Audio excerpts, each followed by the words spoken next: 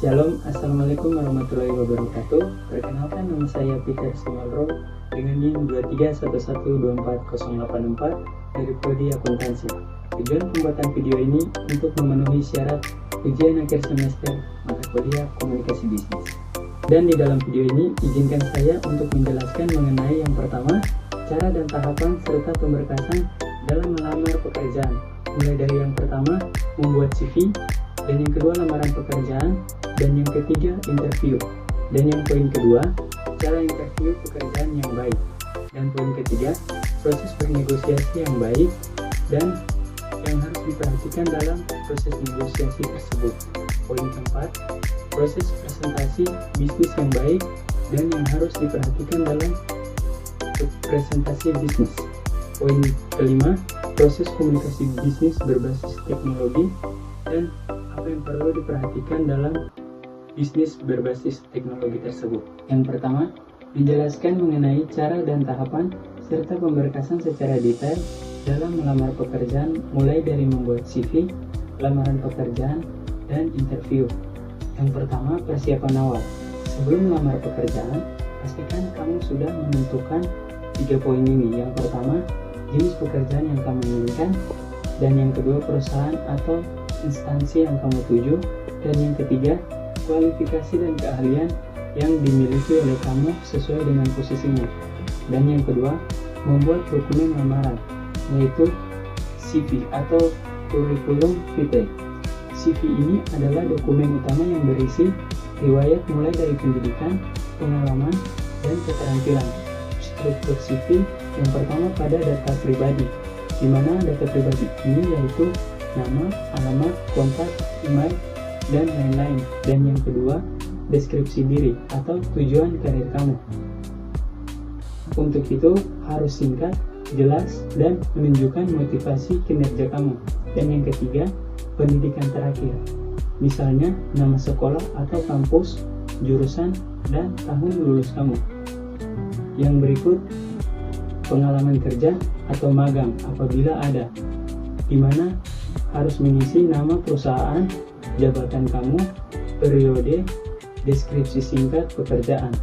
Dan yang kelima, pelatihan atau kursus ataupun sertifikat apabila ada. Dan yang keenam, keterampilan atau soft skill, menggunakan komputer, bahasa asing, software, dan lain-lain. Dan yang ketujuh, organisasi atau prestasi atau opsional. Dan yang terakhir, referensi atau opsional. Dan yang berikut, surat lamaran kerja. Surat lamaran kerja ini berisi pernyataan resmi bahwa kamu berminat bekerja di suatu perusahaan ataupun instansi. Adapun dari struktur surat lamaran kerja, yang pertama, tempat dan tanggal penulisannya. Dan yang kedua, tujuan surat tersebut kepada HRD atau manajer perusahaan. Yang ketiga, paragraf pembuka, sumber info lowongan, dan posisi yang dilamar. Dan yang keempat, paragraf isi, di mana paragraf isi ini berisi ringkasan pendidikan, pengalaman, dan alasan cocok untuk posisi kamu tersebut. Dan yang kelima, paragraf penutup, di mana isinya harapan untuk dipanggil interview dan ucapan terima kasih. Dan yang keenam, tanda tangan dan nama lengkap. Yang ketiga, yaitu pemberkasan, lampiran yang wajib untuk disiapkan, di mana saat mengirim lamaran, siapkan dokumen pendukung. Contohnya seperti dokumen CV, surat lamaran, ijazah terakhir, dan transkrip nilai, berkas pendukung. Keterangannya wajib 1-2 halaman dan wajib scan atau fotokopi legalisir. Nah, semua file biasanya dikirim melalui via email, portal online, dan lain-lain. Dan poin yang keempat, pengiriman lamaran. Adapun 2 cara utama, yang pertama via email dan yang kedua melalui website. Dan yang kelima, seleksi administrasi, di mana perusahaan akan menyaring pelamar berdasarkan 2 poin ini. Yang pertama, kesesuaian CV dengan kualifikasi, dan yang kedua, kerapian dan kelengkapan dokumen tersebut. Apabila lolos, kamu akan dipanggil untuk tahapan yang berikut, yaitu interview atau tes tertulis. Dan poin yang keenam yaitu interview lunch, atau wawancara kerja, di mana kamu membutuhkan persiapan dengan 3 poin ini. Yang pertama, pelajari profil perusahaan yang kamu ingin melamar. Dan yang kedua, kuasai deskripsi pekerjaan yang dilamar. Dan yang ketiga, latih menjawab pertanyaan umum. Berikutnya, pertanyaan umum interview. Jawab sesuai dengan kemampuan Anda. Jangan jawab dengan mengada-ngada, karena seorang HRD pasti sangat membaca psikologi pelamar tersebut. Tips saat interview, yang pertama itu kamu harus datang tepat waktu, dan yang kedua berpakaian formal dan rapi, dan yang ketiga jujur dan percaya diri, berikan jawaban singkat tapi padat, dan yang terakhir tunjukkan antusiasme. Dan yang ketujuh, tindak lanjut. Setelah interview, beberapa perusahaan akan mengirim hasil via email atau SMS. Jika lolos, kamu akan diminta mengirim dokumen tambahan untuk administrasi kerja, seperti contohnya NPWP, BPJS, surat keterangan sehat, rekening bank, dan lain-lain. Dan yang kedua, menjelaskan mengenai cara interview pekerjaan yang baik. Yang pertama, persiapan sebelum interview. Yang harus dilakukan sebelum interview, yang pertama pelajari profil perusahaan, seperti ketahui visi, misi, budaya kerja, dan produk atau jasa yang ditawarkan dari perusahaan tersebut. Yang berikut, baca kembali deskripsi pekerjaan, memahami tanggung jawab dan kualifikasi yang dibutuhkan. Berikutnya, latih menjawab pertanyaan umum seperti contohnya, ceritakan tentang diri Anda, apa kelebihan dan kekurangan Anda, kenapa Anda ingin bekerja di perusahaan ini, dan bagaimana Anda menangani tekanan tersebut. Yang berikut, siapkan pertanyaan untuk interviewer, misalnya, bagaimana budaya kerja di sini, dan apa tantangan terbesar di posisi ini. Dan poin yang kedua, sikap dan penampilan saat interview. Yang pertama, datang tepat waktu. Lebih baik 10-15 menit lebih awal sudah datang. Yang berikut, berpakaian rapi dan profesional sesuai standar industri. Yang berikut, tunjukkan bahasa tubuh yang positif.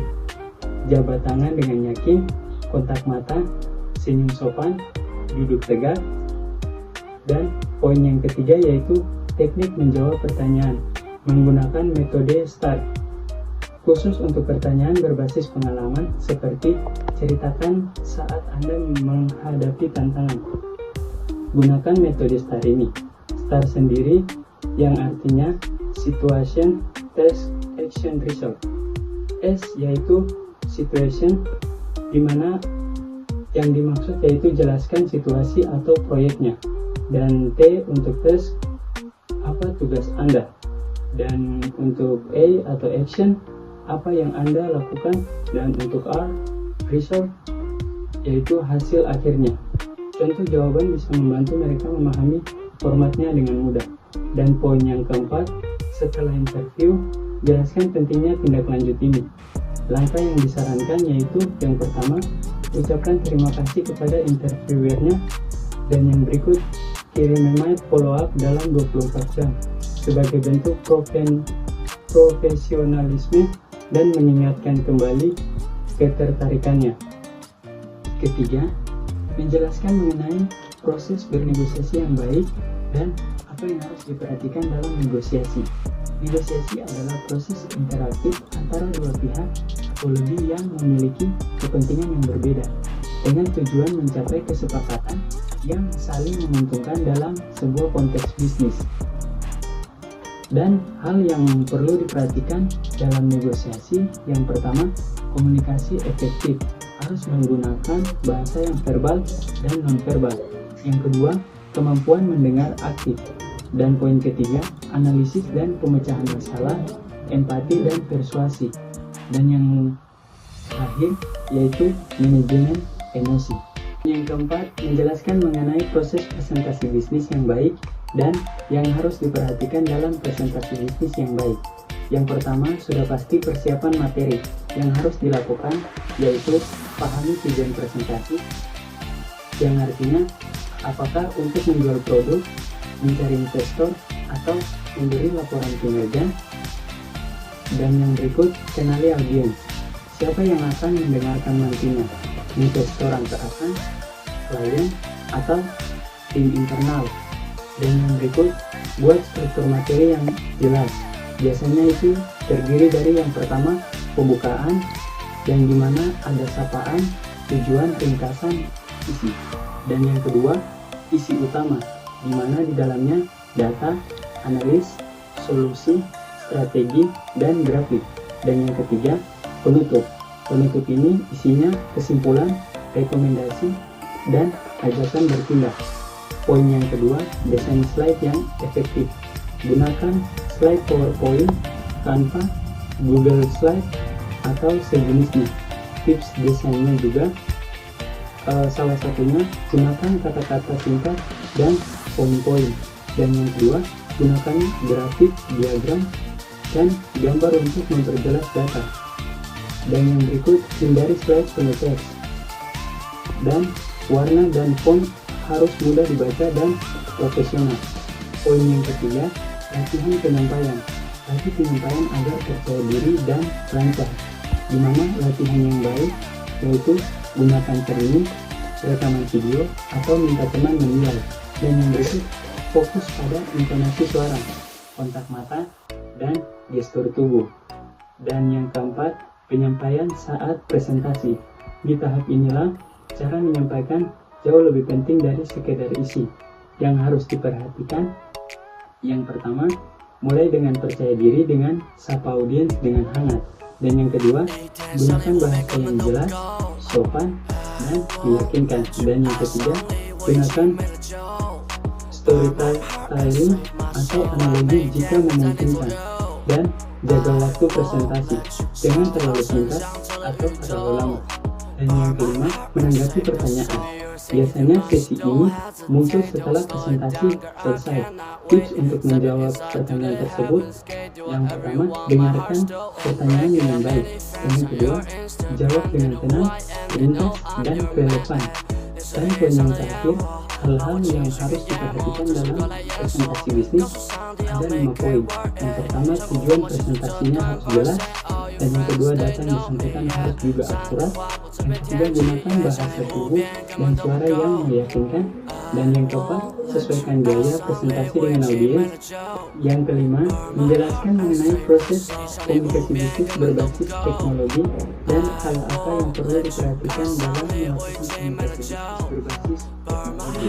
Sebelumnya, yang sifatnya yaitu pertukaran informasi yang dilakukan dalam konteks bisnis menggunakan alat dan platform digital seperti pada email, chat perusahaan, video konferensi, dan lain-lain. Adapun tahapan proses komunikasi berbasis teknologi. Yang pertama, mengirim individu atau organisasi menyampaikan yang ingin disampaikan. Dan yang kedua, penyampaian pesan. Pesan diformat dalam format teks, video, audio, dan gambar.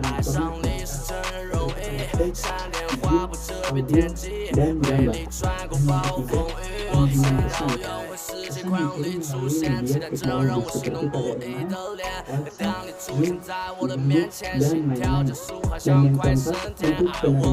untuk penerimaan pesan. Ini penerimaan mendapatkan pesan melalui perangkatnya. Dan yang kelima, pemahaman pesan. Penerimaan menginterpretasikan isi pesan. Yang keenam, umpan balik atau feedback. Penerimaan memberikan respon balik menggunakan media yang sama atau berbeda. Dan poin terakhir, hal yang harus diperhatikan dalam komunikasi berbasis teknologi. Yang pertama, keamanan informasi. Gunakan platform tracing dan transkripsi. Dan yang kedua, etika komunikasi digital. Ini gunakan bahasa yang sopan, profesional, dan jelas. Dan yang ketiga, kesesuaian media. Gunakan media yang sesuai untuk jenis pesan. Contohnya, video call untuk diskusi penting, chat atau email untuk instruksi singkat. Dan yang keempat, keterampilan digital. Dan yang kelima, kejelasan dan kesederhanaan pesan. Mungkin itu saja pemaparan singkat dari saya. Kurang lebihnya saya mohon maaf. Akhir kata, shalom. Wassalamualaikum warahmatullahi wabarakatuh. Saya Peter Sendalro, pamit undur diri.